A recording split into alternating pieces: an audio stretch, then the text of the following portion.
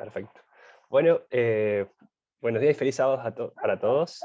Eh, el día de hoy vamos a ver por ahí un tema que me habían sugerido, que quizás pueda ser algo más breve de lo que yo normalmente suelo dar, así que por ahí para quien no le gustan los temas muy largos puede ser algo bueno.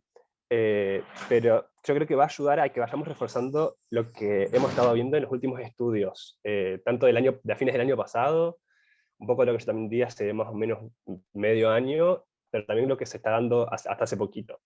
El estudio que voy a dar habla específicamente, como leyeron, sobre el nacionalismo judeocristiano de la era Eisenhower. Este es un tema muy relacionado con otros temas previos que fuimos estudiando. El más directo, también relacionado hasta hace poquito, es lo que estuvo dando Miriam hace más o menos un mes. Pero también va a estar relacionado con otras reuniones anteriores y otros temas de otros campestres que hemos tenido hasta hace poquito. Por ahí, si alguien que lo está viendo tanto ahora en la reunión como después en la grabación, no está del todo al día con los últimos estudios, me gustaría primero recomendarle que estudie al menos algunos de los siguientes temas previamente, ya que algunas de las cosas que voy a estar diciendo, así como algunas relaciones, algunas asociaciones, van a estar conectados con ellos y por cuestiones de tiempo no puedo detallar absolutamente todas esas relaciones o ingresar en esos estudios. Entonces, voy a darlos como si ya estuvieran preestudiados, digamos. Los primeros estudios que hay que tener en cuenta son los estudios de Iglesia y Estado o En Dios Confiamos, que se pueden encontrar tanto en el canal de Navé o en el librito, presentados por Tess, por Marco, incluso ya me hizo unos el año pasado. Después, los temas de Miriam, que dio de Estados Unidos, identidad nacional, protestantismo y la Constitución, que están también relacionados con lo que dio Tess Lambert en el campestre de fin de 2020 y principio de 2021. Y también la serie justamente de Tess que presentó a fines de 2020 y principio de 2021. Cabe por ahí aclarar que también para el armado de este tema me he basado principalmente en un documento de Jared Goldstein, que es cómo la Constitución se volvió cristiana. Ese artículo es importante tener en cuenta que fue publicado en febrero de 2017. Eso porque, sobre todo si uno estudia esto, cuando llega al tercer grupo, que él detalla, va a ver que está ciertamente limitado en algunas cosas, porque prácticamente toda la historia del periodo de gobierno de Trump no está detallada porque el artículo fue publicado en febrero y Trump entró en enero. Así que uno tiene que saber conectar los puntos de las cosas que él va diciendo para agregar ese faltante si alguna vez lo quiere estudiar. De cualquier manera, nosotros no vamos a ingresar en eso, pero quiero recomendarlo mucho porque es un documento súper completo y sumamente documentado. Es decir, más o menos para que tengan una idea, tiene unas 300 fuentes, unas 300 citas con las cuales él realiza el documento. Entonces, si alguien no lo tiene y quiere profundizar por su cuenta, me lo puede pedir que con gusto se lo comparto. Bueno, ahora quiero dar un poquito de contexto rápido de cómo llegamos al estudio, así como dar un repaso rápido de algunas de las cosas que se dijo en los estudios más inmediatamente relacionados con este, que en este caso serían los de Miriam. En primer lugar, es importante reconocer que hay tres principales periodos y tres principales movimientos a lo largo de la historia de los Estados Unidos, relacionados con el nacionalismo cristiano o los movimientos cristianos para realizar reformas o modificaciones constitucionales en la historia de los Estados Unidos. El primero es el movimiento de la enmienda cristiana, que es el que lleva a la formación de la NRA, es decir, la National Reform Association, Asociación Nacional de Reforma. Y ellos básicamente lo que buscan es enmendar la Constitución para que se reconozca a la nación americana como cristiana. Ellos consideran que la Constitución es un documento que define el alma de la nación y que este documento no representa la verdadera naturaleza y el alma de los Estados Unidos, porque en el mismo no se reconoce a la nación como cristiana, por lo que ellos aspiran a poder enmendarla. Este grupo es el que va a ir desde la segunda mitad del siglo XIX, particularmente desde la Guerra Civil, hasta comienzos del siglo XX. Ahora, el segundo grupo, que es el que vamos a estudiar hoy, es el del nacionalismo judeo-cristiano. Este grupo tiene otras características, pero también busca enmendar la Constitución. Lo que sí ahora con el objetivo de otorgar ciertos derechos especiales a los cristianos por sobre otras religiones. Después vamos a adentrarnos más en los detalles que llevan su formación y sus fines, pero de momento quiero marcar que este movimiento tiene su momento más fuerte entre la segunda mitad de los 40 y finales de los 60. Posteriormente este grupo hace una transición que lo lleva a convertirse en el tercer grupo, que no es lo que vamos a ver hoy, pero el nombre para que sea tenido en cuenta, que es el considerado como la nueva derecha cristiana. Este grupo surge en los años 70 y llega hasta nuestros días, es también el que incluye la mayoría moral, o los grupos digamos, de derecha cristiana que tenemos a día de hoy, y es un grupo que no está tan interesado en enmendar la Constitución per se, sino en modificar la interpretación de la misma. Ellos destacan porque ya consideran a la Constitución como un documento cristiano, y también defienden que la historia de la nación debe ser tomada e interpretada como la de una nación cristiana, y que por tanto la historia y la Constitución deben ser tomadas de esa forma. Deben siempre ser tomadas en el contexto de que fueron creadas para ser una nación cristiana. Entonces, por ahí quizás para alguno puede ser esto de utilidad, pero más o menos para que puedan verlo de una forma gráfica, acá hay una pequeña línea que les permite ver lo que acabo de decir, los tres grupos. El primero, el movimiento de la enmienda cristiana, que va de los 60 hasta los 40, después el nacionalismo judeocristiano, que dura un poco más de unos 20 años, y luego la nueva derecha cristiana, que va desde real los 70, pero no podía poner acá las dos décadas ahí, hasta la actualidad. Ahora, lo siguiente que es importante de nombrar es que a pesar de las diferencias que pudieran haber entre estos grupos, los tres siguen un patrón similar. El primero de esos puntos del patrón es que detectan una amenaza de grupo. Estos grupos se consideran prototípicamente americanos y se conforman cuando los miembros de esas comunidades religiosas prototípicamente americanas creían que los grupos marginales amenazaban su estatus y su poder. Es decir, cuando se sentían amenazados por un grupo outsider o minoritario. Aquí es importante marcar esto relacionado con el tema del prototipo americano y la identidad nacional que perciben estos grupos. En todos estos grupos se considera como un prototipo americano a aquellos que son nativos, blancos y cristianos. Estos americanos prototípicamente autodefinidos, porque ellos se definen de esa forma, creen firmemente que sus rasgos y valores son rasgos y valores nacionales, es decir, que son de todos o deberían ser de todos, y consideran que los americanos que no comparten estos rasgos y valores son menos auténticamente americanos, es decir, no están en el mismo nivel que ellos. Estos grupos reaccionan con mayor agudeza a las críticas de las personas que consideran que no son americanos verdaderos o que son americanos marginales, y perciben sus críticas como un ataque directo hacia los Estados Unidos. Que es con eso que va relacionado el segundo punto, que es que todos estos comparten un marco nacionalista. Ellos consideran que la identidad religiosa era un rasgo fundamental, es decir, era parte del prototipo americano, y entienden que las amenazas a su condición religiosa constituyen ataques contra la propia nación, contra la propia Estados Unidos. Y el tercero es que todos los grupos van a realizar algún tipo de demanda relacionada con la Constitución. Los tres grupos ven como algo de vital importancia a la Constitución. La ven como la máxima personificación de la identidad nacional.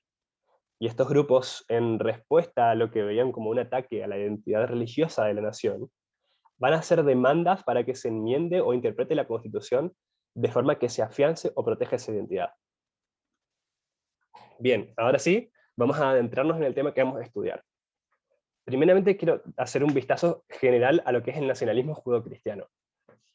Este grupo surge a mediados del siglo XX, como dijimos, más o menos en el contexto de la posguerra de la Segunda Guerra Mundial. Esta acaba de terminar y está comenzando la Guerra Fría. A diferencia del movimiento de la enmienda cristiana y de la National Reform Association, este movimiento es más ecuménico, podríamos decir, ya que valora más la herencia judeo-cristiana de la nación, en lugar de su herencia específicamente cristiana o protestante, que es la que defendía el grupo previo, el grupo del movimiento del movimiento de la enmienda cristiana. Este movimiento alcanza su punto más álgido durante la presidencia de Eisenhower, siendo una época con declaraciones públicas de fe religiosa no vistas previamente. Es un periodo donde la unión de la Iglesia y el Estado avanza mucho más y en aspectos que son muy visibles, capaz todavía más de lo que habían sido anteriormente. Y este grupo logra el reconocimiento de que la devoción religiosa es fundamental para la identidad nacional americana, logrando añadir en el juramento de lealtad las palabras bajo Dios y cambiando el lema nacional en Dios confiamos, como también vimos en otros estudios previamente. Y estos grupos también plantearon estas medidas como expresiones de la verdadera identidad nacional de los Estados Unidos. destinados a combatir la amenaza que ellos identificaban en ese momento, porque todos estos grupos siempre identifican una amenaza. La amenaza para esta época era el ateísmo y el comunismo, que eso también lo hemos visto en otros estudios. Ahora, a pesar de estos tremendos éxitos, cuando quisieron colocar una enmienda que mostrara la devoción religiosa en la Constitución, ellos fracasaron, debido a que distintas fuerzas, distintos grupos, se levantaron y se opusieron a esta enmienda, y promovieron el pluralismo y la igualdad en lugar de la identidad religiosa como el rasgo principal de los Estados Unidos para la identidad nacional. Por tanto, vemos cómo se sigue el mismo patrón que los otros grupos. En primer lugar, surgen como respuesta a una amenaza de grupo percibida, que en este caso es el comunismo y el ateísmo. La ven como, en términos nacionalistas, como un ataque a los valores fundamentales de América.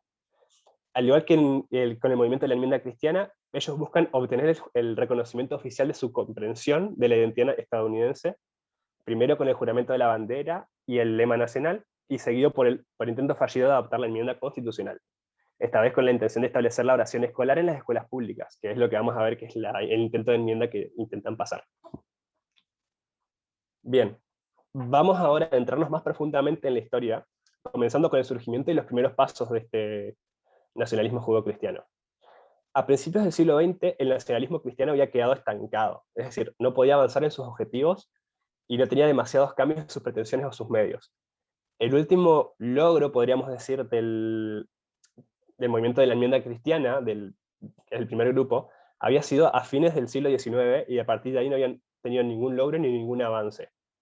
Pero es durante la Segunda Guerra Mundial que comienza a haber un cambio en el lenguaje del nacionalismo religioso estadounidense. Y los líderes religiosos comienzan a hablar y elogiar a la herencia judeo-cristiana de la nación. Ahora, esta frase, este cambio de nombre, es elegido no en forma inintencional, hay un objetivo detrás, ya que el uso de esta frase es para expresar oposición al fascismo y al antisemitismo, que se veía obviamente en los grupos del eje, que transmitía la noción de que los judíos este término transmitía la noción de que los judíos compartían la herencia de la nación y que no debían ser considerados forasteros. También otro motivo por el que se elige esta frase es porque gran parte de las organizaciones que se autodenominaban cristianas de por sí ya se habían asociado con el fascismo. Y es interesante la frase elegida porque esta frase, a ver, un segundito. Sí, exacto, era como para protegerlos, pero también el otro detalle que es importante de esta frase es que abarca a muchos de los grupos que antes tenían en oposición en la historia del movimiento anterior, que por si no lo recuerdan, el movimiento de la enmienda cristiana tenía como opositores, o como las amenazas que ellos identificaban, a los adventistas del séptimo día, a los judíos, a los católicos y a los libres pensadores. Al llamarse de esta manera, abarcan a todos los grupos bajo una sola bandera, con excepción de los libres pensadores, los ateos, que son los considerados la amenaza de este movimiento. Una vez que termina la guerra, continúan usando este término, reemplazando la herencia cristiana, como se decía antes, por la herencia judeo-cristiana de la nación. Y ellos obtienen un defensor entusiasta de la causa en nada menos que el presidente Eisenhower, que es el presidente que está a la mitad del periodo, y es cuando también logran los principales objetivos. Sí, ahí leí lo que puso Mati, exacto, también los bautistas del séptimo día calificarían dentro de los que eran los grupos opositores en el primer movimiento, que se ven abarcados nuevamente en este grupo en la segunda parte. Bien, algunas de las frases con las que Eisenhower demuestra su apoyo por este grupo, así como los propósitos que estos tenían, son las siguientes, que me gustaría que las podamos leer. Son cortitas, no sé si alguien me queda en la mano. Hoy no vamos a leer tanto como otras veces, hoy va a ser más tranquilo. ¿Puedo leer? Adelante.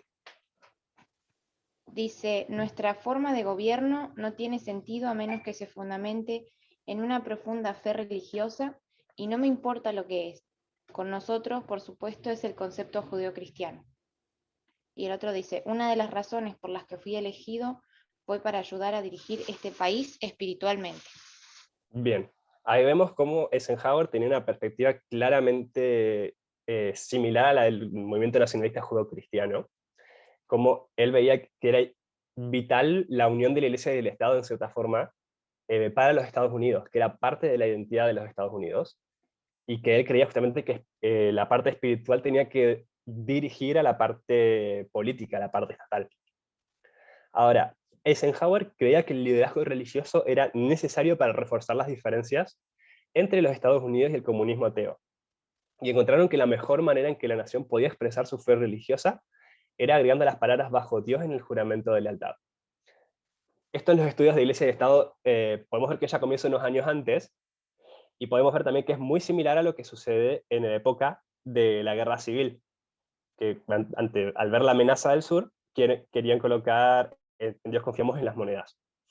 Y es en 1954 cuando esto gana el impulso final, que es cuando el reverendo George Docherty, pastor de la iglesia presbiteriana de New York Avenue, que en los últimos estudios hemos estado viendo la importancia de los presbiterianos en estos avances de la iglesia y del Estado, pronunció un sermón al que asistió Eisenhower, y con el que Eisenhower decide avanzar finalmente con el proyecto, que es un sermón titulado Bajo Dios, o sea, es muy directo, digamos, con el nombre.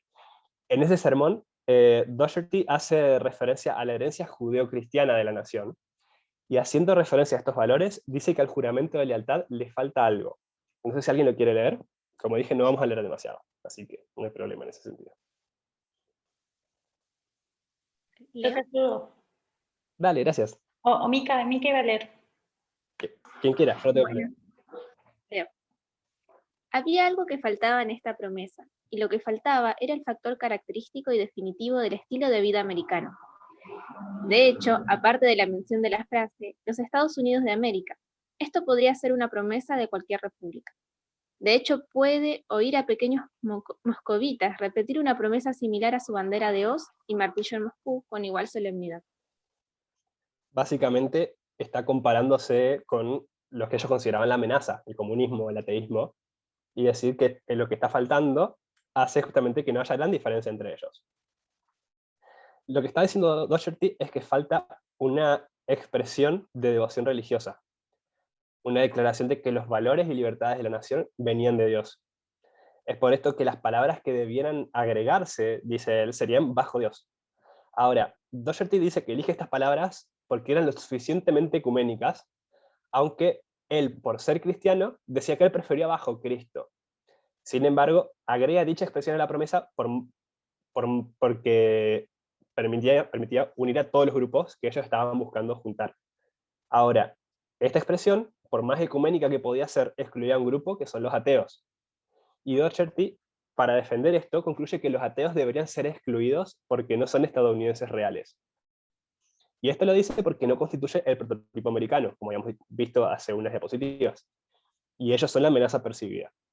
En este sentido, hablando de los ateos, Doherty dice lo siguiente: hablando filosóficamente, un estadounidense ateo es una contradicción de términos. Y dice, realmente son parásitos espirituales. A ese punto de amenaza los veía en ese momento. Básicamente con esto lo que está diciendo es que el ateísmo, el secularismo, quien no es religioso judeo-cristiano, es anti-estadounidense. Porque para ser estadounidense tenías que ser religioso y de preferencia cristiano, blanco y protestante. Pocos días después ya habían proyectos de ley para hacer la modificación del juramento de lealtad, y a los pocos meses ya había sido aprobada. Y lo interesante es que fue aprobada prácticamente sin haber despertado una oposición verdaderamente organizada. Al menos no para el tiempo en que se trabajó la modificación, digamos. Y en el Congreso, al igual que Doherty, muchos miembros reconocieron compartir el mismo temor de la amenaza al comunismo y al secularismo. Ellos también veían la amenaza a la religión en términos nacionalistas, es decir, como una amenaza a toda la nación. Y dentro de esto podemos encontrar a miembros del Congreso, como el congresista Luis Rabaut, que dice que la promesa enmendada ignora un factor definitivo en el modo de vida americano, y ese factor es la creencia en Dios. Y el representante, o sea, hablando obviamente de la promesa antes de ser enmendada, que ignoraba ese factor. Y el representante Charles Edward Bennett dice, parafraseando, que poner a Dios en la promesa serviría para proteger la identidad de la nación de un ataque extranjero. Es decir, son muy directos, no dan muchas vueltas en el asunto. Lo dicen de forma clara y ves claramente cómo ese patrón que estábamos viendo antes se repite. Y al momento de su aprobación, Eisenhower dice que a partir de este día, los millones de niños de nuestras escuelas proclamarán diariamente en cada ciudad y pueblo en cada aldea y escuela rural la dedicación de nuestra nación y nuestro pueblo al Todopoderoso. Para cualquiera que realmente ame a Estados Unidos, nada podría ser más inspirador que contemplar esta nueva dedicación de nuestra juventud en cada mañana escolar al verdadero significado de nuestro país. Lo veían realmente como un logro, como un objetivo alcanzado. Y también, como vimos en nuestras diapositivas anteriormente, esto no termina acá. En 1955 se promulga que las palabras "en Dios confiamos" se imprimieran en todos los billetes y monedas. Y en 1956 se cambia el lema de la nación de "E pluribus unum" a "en Dios confiamos". El nacionalismo judeocristiano estaba teniendo éxito, estaba logrando sus objetivos. Y es por esto que se intenta lanzar un nuevo proyecto para enmendar la Constitución y expresar y proteger más aún el patrimonio religioso de la nación, y también esa preferencia del grupo judeo-cristiano en la nación. En esta oportunidad, el nacionalismo judeo-cristiano no busca una enmienda que dijera que Estados Unidos era una nación cristiana, que era lo que se buscaba en la primera historia, en la historia del movimiento de la enmienda cristiana, sino que estos buscan una enmienda para permitir la enseñanza de la religión y la oración en las escuelas públicas. Como vimos también hoy, al lanzar este proyecto, el nacionalismo judeo-cristiano continuó siguiendo el mismo patrón que vimos que siguen estos movimientos y que anteriormente habían seguido el movimiento de la enmienda cristiana. Ellos perciben como una amenaza al estatus o los privilegios de los americanos religiosos, a lo que es el grupo del ateísmo y el comunismo, lo consideran como una amenaza nacional, es decir, con una percepción nacionalista, y los impulsa a tratar de proteger su estatus con una enmienda constitucional o con un cambio en la interpretación de la misma. Y al igual que en el siglo XIX, cuando se quiere hacer un avance con una enmienda constitucional, ante esto se forma una oposición ya así organizada, que esta vez estará compuesta por organismos eclesiásticos nacionales, grupos judíos y libertarios civiles, que presentan una concepción diferente de la identidad americana y ayudan a que caiga la enmienda propuesta. Ahora, para entender cómo se llega a querer establecer esta enmienda, entonces, es importante comprender que los eventos que desataron este intento fueron un par de decisiones de la Corte Suprema que atacaron las pretensiones del nacionalismo religioso. Vemos que muchas veces lo que arruina los proyectos o que lleva a crecer estos proyectos son los fallos de la Corte Suprema. Sí. Perdón, amigo. Sí, porque el tema del juramento de la lealtad nacional no es "en Dios confiamos", sino una nación bajo Dios. Exacto. Es eso solamente. ¿Puedo haber escrito, lo escribí mal? Sí. A ver. O sea,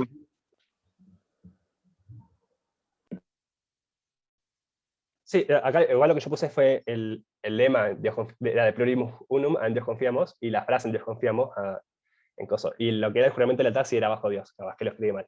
Gracias, Mati. o puede que me equivoqué yo. No pasa nada, no pasa nada. Entonces, como dijimos, lo que genera los ataques y muchas veces impulsa a querer hacer estos avances por parte de los grupos protestantes son las decisiones de la Corte Suprema. En este caso, los fallos de la Corte Suprema atacan las pretensiones del nacionalismo religioso. Y las decisiones que atacaron en este caso al protestantismo religioso fueron los casos de Engel versus Vitale y el distrito escolar de Abington Township versus Shemp. En el primero, en Engel versus Vitale, el tribunal anuló una oración no denominacional compuesta por la Junta de Regentes de Nueva York para su uso en las escuelas públicas de Nueva York. En este caso, la Corte Suprema dictaminó por primera vez en la historia que la oración en las escuelas públicas era inconstitucional. Entonces, básicamente lo que ellos habían hecho era una oración que se tenía que repetir todos los días en todas las escuelas, que era una oración que era neutral, digamos, pero que era una imposición de religión a las personas en las escuelas públicas. Entonces, se hace la denuncia correspondiente y la Corte Suprema falla diciendo que era inconstitucional hacer esa oración en una escuela pública, que no podía imponer la religión en las escuelas públicas porque atacaba la separación de Iglesia y de Estado, que estaba protegida por la Constitución. En el segundo caso, que es el distrito escolar de Abington Township versus Shemp, en 1963, la Corte anula un requisito, ahora en Pensilvania, de que los maestros comenzaran la jornada escolar con la lectura de la Biblia. Y en este caso, aunque la Corte admitió que las expresiones de fe religiosa habían sido una parte habitual de la vida pública de la nación, y esto es en parte por los efectos de los eventos en la historia del movimiento anterior, la Corte dictaminó que un Estado no puede realizar ejercicios religiosos como parte del programa de estudios de las escuelas públicas. Los fallos de estos casos tuvieron como efecto una gran indignación de los grupos nacionalistas, que vieron estos fallos como un ataque a la esencia judeocristiana de la nación. Ahora, entre los que comentaron acerca de estos fallos, podemos encontrar personajes reconocidos, como Billy Graham, que dijo que era otro paso hacia el laicismo en los Estados Unidos. Y podemos encontrar al expresidente Herbert Hoover, que dijo que el caso Engel logró la desintegración de un patrimonio americano sagrado. Como hemos visto en otros estudios, muchos observaban estos fallos a favor de la separación de la Iglesia y del Estado con lentes de teorías de conspiración, y así como los movimientos que se iban produciendo en esta época. Por lo que había personas que creían que estos fallos eran la prueba de un complot comunista para destruir la fe religiosa distintiva de América.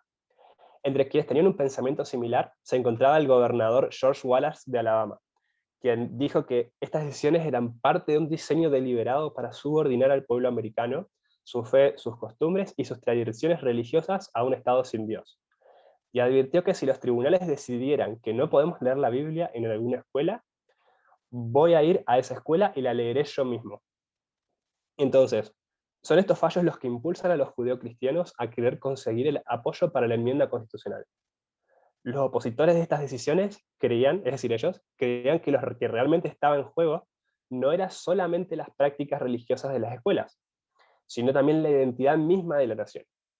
Y al igual que los partidarios de la enmienda cristiana en su momento, ellos creían que una enmienda constitucional iba a resolver de una vez por todas la verdadera identidad nacional religiosa de la nación. Entonces, el tratamiento de esta enmienda constitucional comenzó en la primavera de 1964, es decir, un año después del último fallo. Y cuando comenzó parecía que se iba a aprobar, porque el 79% de los americanos, de acuerdo a encuestas de la época, lo apoyaban. Y estaba apoyada o endorsada por organizaciones nacionales líderes, como la Legión Americana, los Leones, los Kiwanis, que era una organización que nunca había escuchado, y la Cámara de Comercio Juvenil, así como el Partido Republicano, el que conocemos de siempre, y que hasta hoy sigue comprometido con esta enmienda. Es decir, que si fuera por ellos, si tuvieran la posibilidad, la pasarían. Pero también despertó una fuerte oposición, ya que esta enmienda enfrentó, al igual que en la historia del siglo XIX, a dos visiones de los Estados Unidos. Los que estaban a favor en estas dos visiones de la enmienda eran los que consideraban a los Estados Unidos como una nación cristiana, o al menos como una nación judeo-cristiana. Y los que estaban en contra, que enfatizaban el pluralismo religioso de la nación, o incluso la posibilidad de no tener una religión directamente. Los primeros creían que la identidad religiosa de la nación debía expresarse en la Constitución y fomentarse en la vida pública, especialmente en las escuelas públicas, que es donde se inculcaba la ciudadanía nacional. Mientras los segundos se oponían argumentando que la interpretación amplia de la Corte Suprema, que limitaba la expresión pública de la religión, era la que mejor protegía la diversidad religiosa de la nación.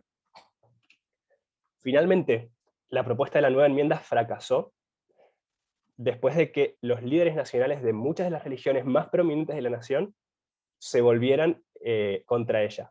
Entre ellas podemos encontrar el Consejo Nacional de las Iglesias, que abarca a muchas de las iglesias protestantes de los Estados Unidos más importantes, así como también las organizaciones nacionales de bautistas, episcopales, cuáqueros, adventistas y judíos, quedando solamente con el apoyo de las iglesias evangélicas pertenecientes a la Asociación Nacional de Evangélicos, quienes, al igual que en su momento apoyaban la enmienda cristiana, continuaron apoyando esta enmienda incluso hasta la actualidad, hasta el día de hoy.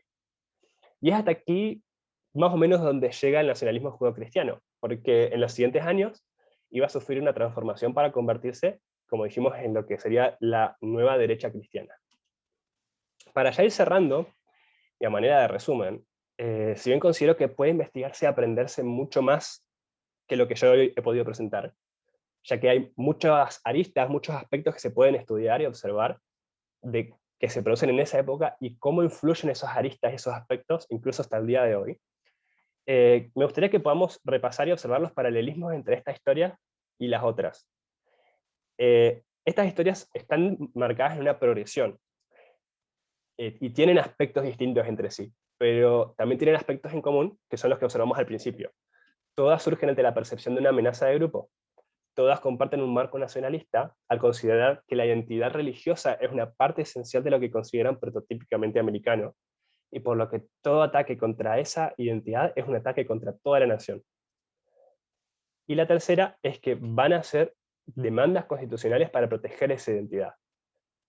Sean estas demandas tanto en enmienda como en una interpretación particular de la Constitución. En todos estos grupos se despiertan grupos opositores, que defienden el pluralismo de la nación, así como la separación de la Iglesia y del Estado, y que intentan detener los avances de estos grupos.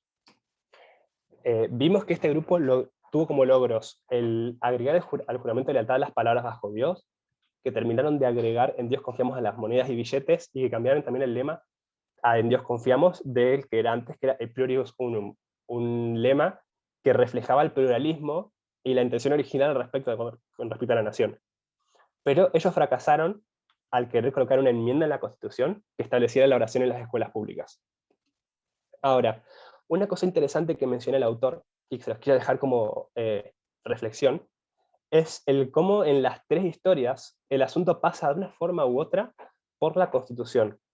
El cómo se tiene esa visión de que la Constitución es la que refleja lo que significa realmente ser americano. Y ellos intentan hacer que este documento imperfecto y antiguo, que hoy tiene más de 200 años, diga cosas que no dice, y se utilice para apoyar posiciones que no apoya.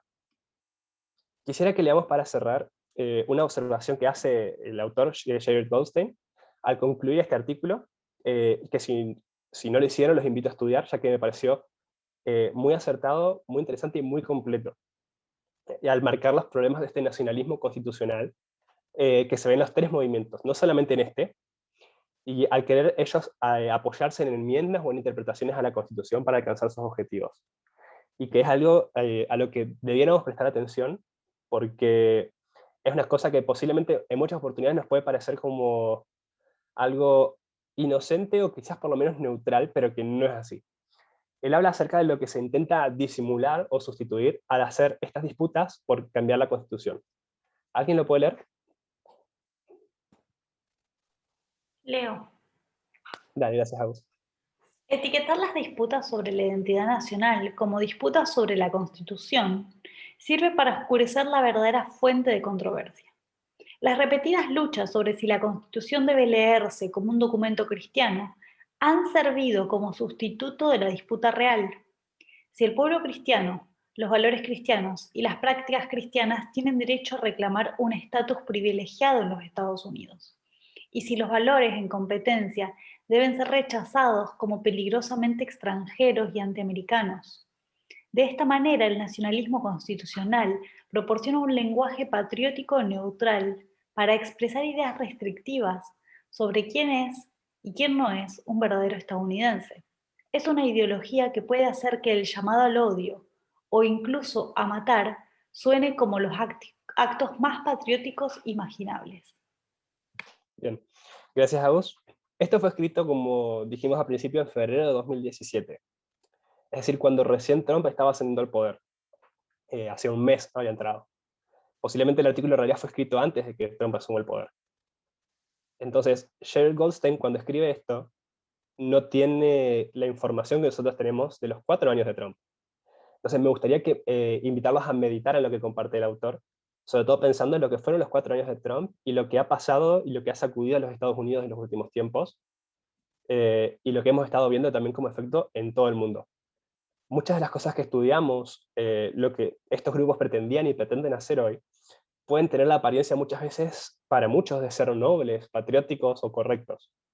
Pero vemos que en realidad el propósito no es tal, sino que están disfrazando estas intenciones detrás del aparente conflicto constitucional o del aparente conflicto de interpretación de la ley, y lo que se busca es garantizar un estatus de privilegio para el grupo que consideran prototípicamente americano.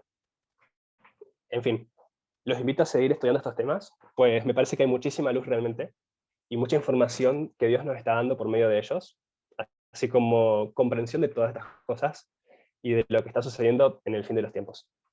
¿Les parece que hagamos una oración?